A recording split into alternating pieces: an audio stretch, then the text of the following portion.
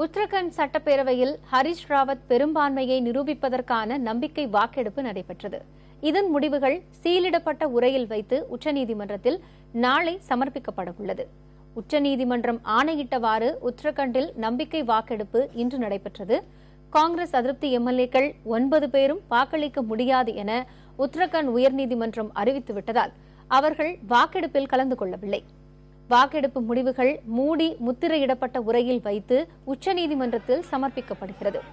நம்பிக்கை வாக்கெடுப்பின் முடிவை உச்சநீதிமன்றம் அதிகாரப்பூர்வமாக அறிவிக்கும்.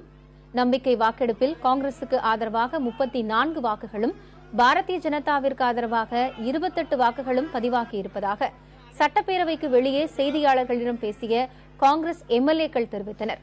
இதற்கிடையே உத்தரகண்ட் நம்பிக்கை வாக்கெடுப்பில் தங்கள் கை ஓங்கியிருப்பதாக காங்கிரஸ் கட்சி வர்ணித்துள்ளது.